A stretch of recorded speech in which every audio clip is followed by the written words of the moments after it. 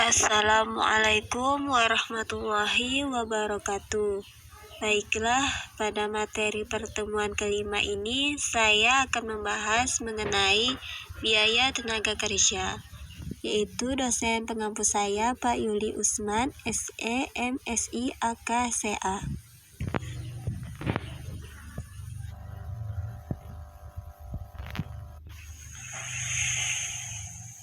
Perkenalkan, saya adalah mahasiswi di Universitas Jambi yang bernama Devita Herdiana di Prodi D3 Akuntansi yang sedang menempuh semester 3. Langsung saja kita ke materi.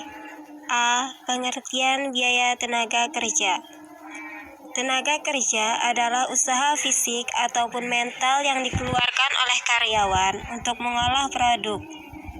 Biaya tenaga kerja atau BTK merupakan salah satu unsur dari biaya utama yang dipakai untuk dapat mengubah suatu bahan baku menjadi barang atau produk jadi yang siap untuk dijual, dan biaya tenaga kerja adalah suatu imbalan atau balas jasa yang diberikan oleh pemberi kerja kepada tenaga kerja yang bisa dinilai dengan menggunakan satuan uang terhadap pengorbanan yang sudah diberikan tenaga kerja. Pada umumnya, balas jasa yang diberikan oleh pemberi kerja kepada tenaga kerja sering disebut dengan gaji atau upah. Gaji adalah imbalan yang diberikan oleh pemberi kerja kepada tenaga kerja tetap. Maksudnya tenaga kerja tersebut sudah menjadi karyawan atau pegawai tetap dari pemberi kerja. Sedangkan upah adalah imbalan yang diberikan oleh pemberi kerja kepada tenaga kerja tidak tetap berdasarkan jasa kerja, hari kerja, atau satuan jasa yang dihasilkan. Biaya tenaga kerja dapat dibebankan dalam sebuah rekening biaya tenaga kerja langsung atau dalam sebuah rekening biaya overhead pabrik. B. Pengertian tenaga kerja yaitu 1. Secara umum, tenaga kerja adalah penduduk atau orang yang berada dalam usia kerja dengan melakukan usaha secara fisik atau mental yang dikeluarkan untuk melakukan kegiatan produksi. 2. Menurut Undang-Undang Nomor 13 Tahun 2003 Bab 1 Pasal 1 Ayat 2, tenaga kerja adalah setiap orang yang mampu melakukan pekerjaan guna menghasilkan barang dan atau jasa, baik untuk memenuhi kebutuhan sendiri atau untuk masyarakat. 3. Menurut Mulyadi tahun 2014 Bab 71, tenaga kerja adalah halaman 71. Tenaga kerja adalah sebagai penduduk usia kerja atau jumlah seluruh penduduk dalam suatu negara yang dapat memproduksi barang dan atau jasa jika ada permintaan terhadap tenaga mereka dan jika mereka mau berpartisipasi dalam aktivitas tersebut.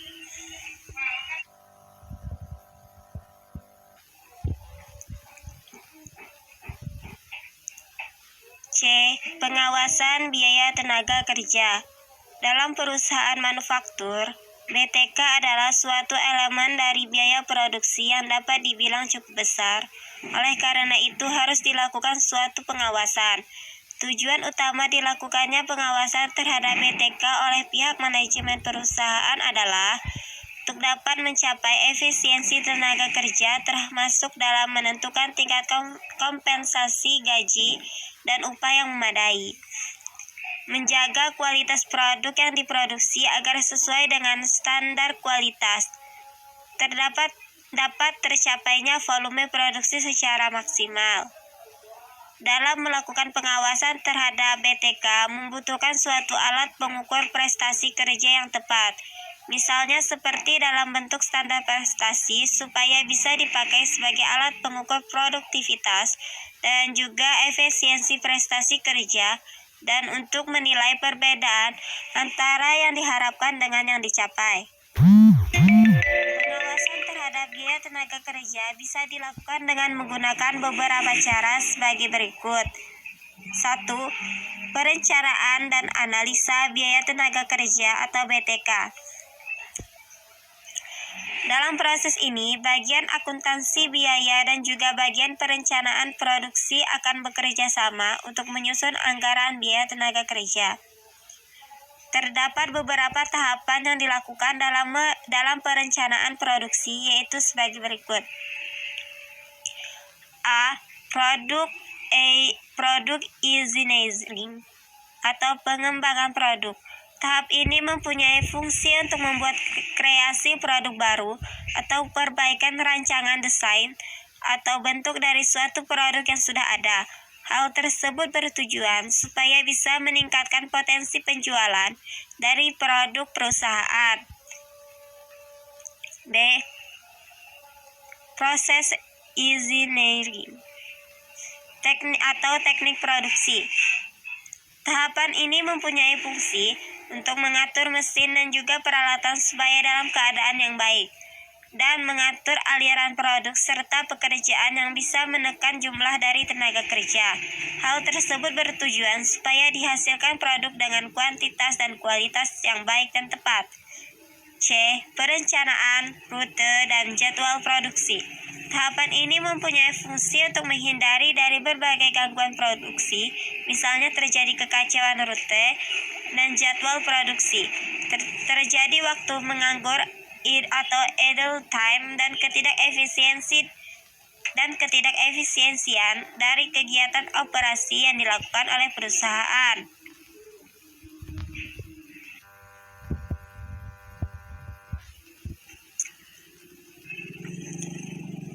2. Pembagian tugas fungsional dalam organisasi.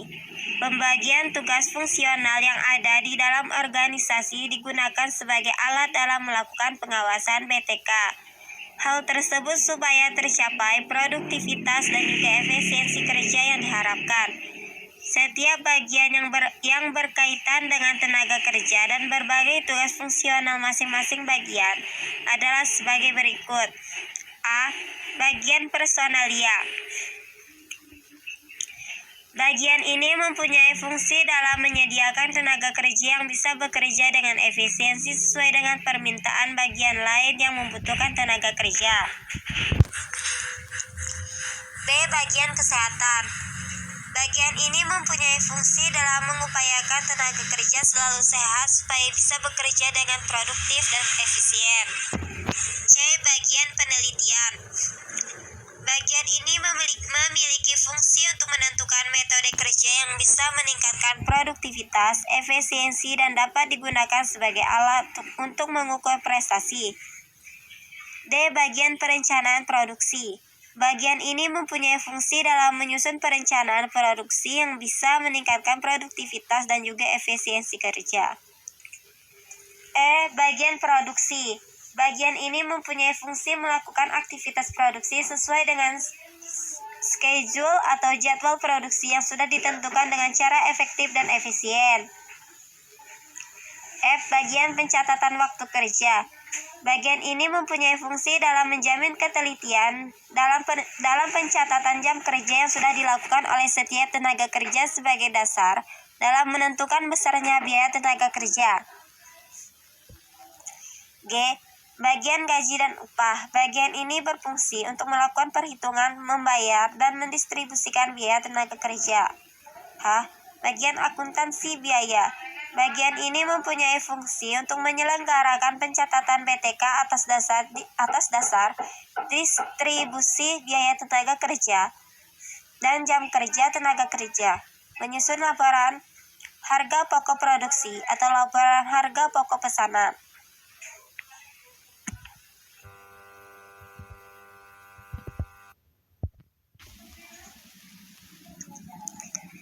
D.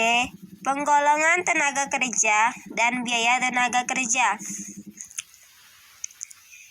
Di dalam perusahaan manufaktur, penggolongan kegiatan tenaga kerja dilakukan berdasarkan fungsi pokok dalam organisasi perusahaan, kegiatan departemen dalam perusahaan, jenis pekerjaannya, dan hubungannya dengan produk. Tenaga kerja bisa dikelompokkan atau digolongkan menjadi beberapa golongan, yaitu sebagai berikut. 1. Penggolongan berdasarkan fungsi pokok dalam perusahaan. Di perusahaan manufaktur, organisasi dibagi menjadi 3, yaitu produksi, pemasaran, dan juga administrasi, sehingga terdapat perbedaan antara tenaga kerja pabrik dan non-pabrik. Pembagian atau pengelompokan tersebut dengan tujuan untuk membedakan antara biaya tenaga kerja yang sebagai unsur harga pokok produksi (HPP) dan yang bukan. Oleh karena itu, biaya tenaga kerja yang ada di perusahaan manufaktur dibedakan menjadi 3, yaitu sebagai berikut. A. Tenaga kerja bagian produksi. Tenaga kerja bagian produksi adalah tenaga kerja yang secara langsung ataupun tidak ikut berperan atau terlibat di dalam aktivitas produksi. Oleh karena itu, balas jasa yang diberikan kepada tenaga kerja bagian produksi akan masuk dalam unsur harga pokok produksi atau HPP, yaitu sebagai biaya tenaga kerja langsung dan atau tidak langsung.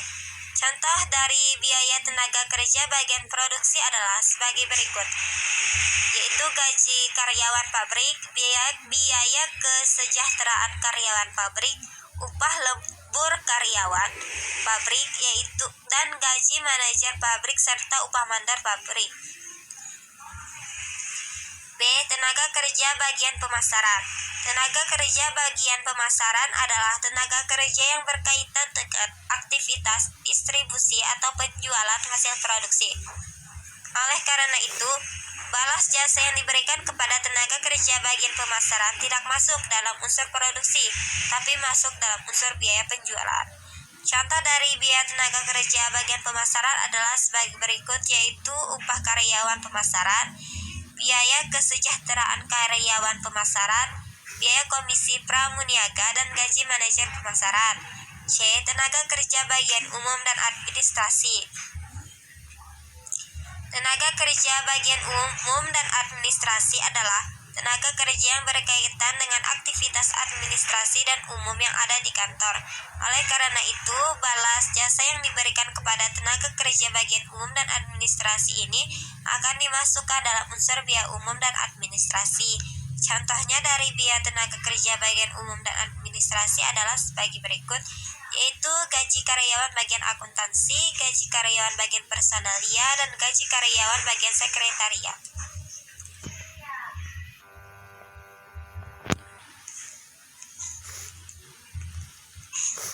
2. Penggolongan berdasarkan hubungannya dengan produk. Berdasarkan hubungannya dengan produk, tenaga kerja dapat dibedakan menjadi 2, yaitu sebagai berikut. A. Tenaga kerja langsung. Tenaga kerja langsung adalah tenaga kerja yang terlibat secara langsung dalam proses pengolahan bahan baku menjadi barang jadi dalam aktivitas produksi. Oleh karena itu, imbal jasa yang diberikan kepada tenaga kerja langsung masuk dalam unsur biaya produksi, atau dengan kata lain, merupakan salah satu biaya produksi utama. B. Tenaga kerja tidak langsung. Tenaga kerja tidak langsung adalah tenaga kerja yang terlibat secara tidak langsung dalam proses pengolahan bahan baku menjadi barang jadi, namun membantu dalam penyelesaian produk jadi. Oleh karena itu, imbal jasa yang diberikan kepada tenaga kerja tidak langsung masuk dalam biaya overhead pabrik atau biaya produksi tidak langsung. Biaya tenaga kerja tidak langsung biasanya terdiri dari upah, tunjangan, dan biaya kesejahteraan yang dikeluarkan untuk tenaga kerja tidak langsung. Pegawai yang dapat dimasukkan sebagai tenaga kerja tidak langsung ini antara lain karyawan yang bekerja dalam departemen pembantu atau seperti departemen pembangkit tenaga listrik, uap, bengkel, dan departemen gudang, atau karyawan tertentu yang bekerja dalam departemen produksi seperti kepala departemen produksi, karyawan administrasi pabrik, dan mandor. Menghitung biaya tenaga kerja tidak langsung. Untuk menghitung biaya tenaga kerja tidak langsung, layaknya biaya overhead pabrik lainnya, ada 3 metode yang kerap digunakan. Antara lain, A. Metode flat rate atau tarif tunggal, yaitu Perusahaan hanya menggunakan tarif biaya overhead pabrik untuk pembebanan biaya overhead pabrik ke pesanan maupun produknya dari awal sampai akhir proses. B. Metode departmental rate atau tarif departementalisasi, yaitu perusahaan menetapkan tarif biaya overhead pabrik untuk setiap tahapan atau departemen produksi yang ada di perusahaan. Jumlah tarif biaya overhead pabrik tergantung dari tahapan atau departemen produksi yang ada.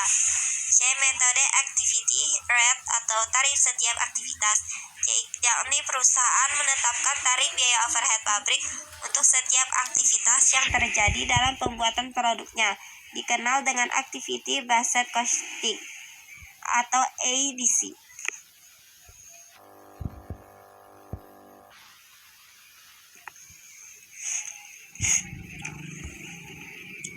3. Penggolongan berdasarkan kegiatan departemen.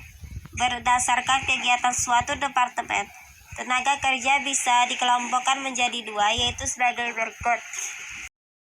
A. Tenaga kerja departemen produksi, yaitu termasuk dalam tenaga kerja departemen produksi, misalnya seperti tenaga kerja departemen pengolahan, tenaga kerja departemen penelitian, dan tenaga kerja departemen penyempurnaan. B. Tenaga kerja departemen non-produksi yang termasuk dalam tenaga kerja departemen ini, misalnya seperti tenaga kerja departemen personalia, tenaga kerja departemen akuntansi, dan tenaga kerja departemen IT. 4. Berdasarkan pendidikan atau kemampuannya. Berdasarkan pendidikan atau kemampuannya, tenaga kerja dapat dibedakan menjadi beberapa jenis, yaitu sebagai berikut. A. Tenaga kerja terdidik adalah tenaga kerja yang bisa meraih jabatan dalam pekerjaannya dengan menggunakan pendidikan secara formal, misalnya seperti tenaga ahli, manajer, auditor, dan lain sebagainya. B. Tenaga kerja terlatih adalah tenaga kerja yang bisa meraih jabatannya dalam bekerja dengan adanya latihan atau keterampilan yang diperoleh dari pendidikan non-formal. C. Tenaga kerja tidak terdidik dan terlatih adalah tenaga kerja yang tidak memiliki kemampuan atau keahlian khusus, pada umumnya sebagai tenaga kerja kasar yang diberi upah secara harian.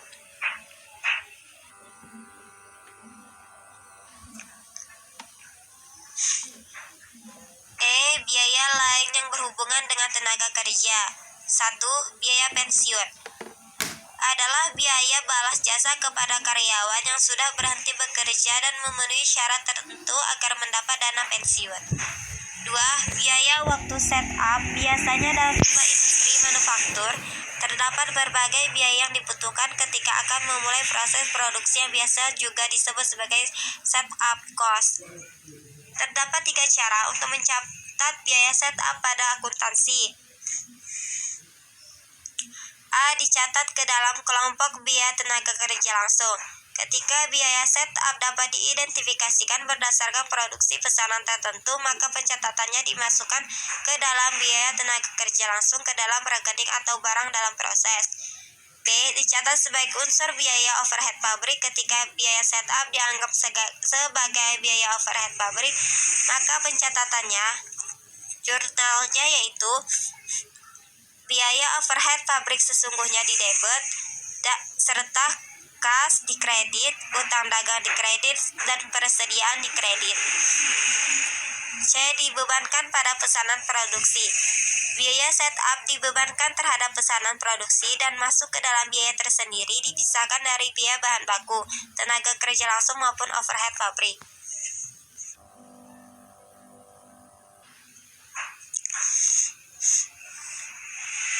3.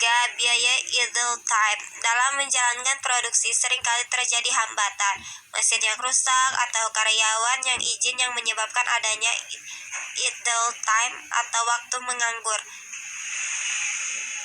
Biaya ini dimasukkan ke dalam biaya overhead pabrik. Contohnya, karyawan B yang bekerja selama 40 jam per minggu dengan upah 10.000 per jam dari total 40 jam.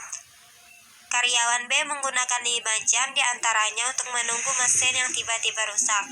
Maka pencatatan jurnalnya barang dalam proses, yaitu biaya tenaga kerja langsung sebesar 350.000 dan biaya di debit, dan biaya overhead pabrik sesungguhnya sebesar 50.000 di debit, serta gaji dan upah 400.000 di kredit. Maka A. Akun PDP biaya tenaga kerja langsung digunakan untuk mencatat pembebanan atau pengalokasian gaji dan upah tenaga kerja yang secara langsung berhubungan atau mengerjakan proses produksi. B. Akun BOP sesungguhnya digunakan untuk mencatat pembebanan atau pengalokasian gaji dan upah tenaga kerja yang tidak secara langsung menangani proses produksi namun menangani penyelesaian proses produksi. C. Akun biaya pemasaran digunakan untuk mencatat pembebanan gaji dan upah tenaga kerja di bidang pemasaran atau distribusi output atau hasil produksi. D. Akun biaya administrasi dan umum digunakan untuk mencatat pembebanan gaji dan upah tenaga kerja di bidang administrasi dan umum.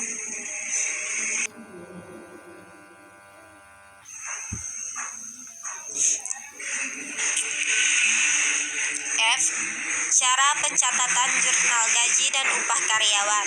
Terdapat 4 tahapan pencatatan biaya gaji dan upah, yaitu 1. Berdasarkan kartu hadir karyawan, baik untuk karyawan di bagian produksi, pemasaran, ataupun administrasi dan juga umum. Maka pembuatan daftar gaji dan upah ini kemudian membuat daftar gaji dan juga upah karyawan. Berdasarkan daftar gaji dan upah tersebut, lalu buatlah rekapitulasi gaji dan juga upah agar bisa mengelompokkan gaji dan upah pada beberapa bagian, yaitu bagian produksi ataupun pabrik, administrasi dan umum, dan juga pemasaran. Lalu gaji dan juga upah karyawan pabrik ini dirinci lagi pada upah karyawan langsung dan karyawan tidak langsung dalam hubungannya dengan suatu produk. Berdasarkan rekapitulasi gaji dan upah ini, maka bagian akuntansi untuk selanjutnya bisa membuat jurnal seperti di bawah ini, yaitu biaya dalam proses, biaya tenaga kerja di debit, biaya overhead pabrik debit, biaya administrasi dan upah di debit, biaya pemasaran di debit, pada gaji dan upah di kredit. 2. Berdasarkan daftar gaji dan upah ini, lalu bagian keuangan bisa membuat bukti kas keluar dan cek untuk pengambilan uang dan bank. Nah, berdasarkan bukti kas keluar tersebut, maka bagian akuntansi perusahaan bisa membuat jurnal seperti di bawah ini, yaitu gaji dan upah di debit, upah PPP karyawan di kredit, utang gaji dan upah di kredit.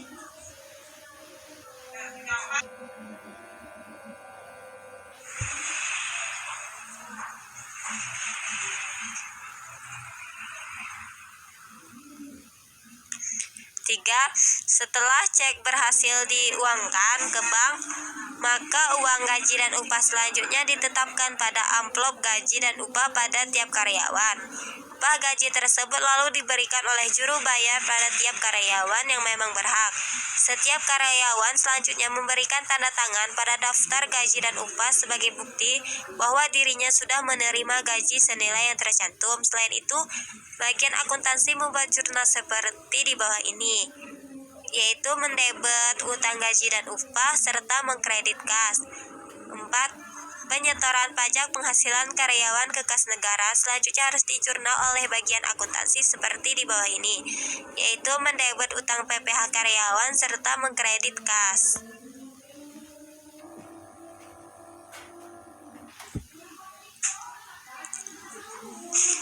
Sekian hasil dari presentasi saya. Saya mohon maaf dan terima kasih. Kalau ada kesalahan, saya mohon maaf. Saya akhiri, wabillahi taufik wal hidayah. Wassalamualaikum warahmatullahi wabarakatuh.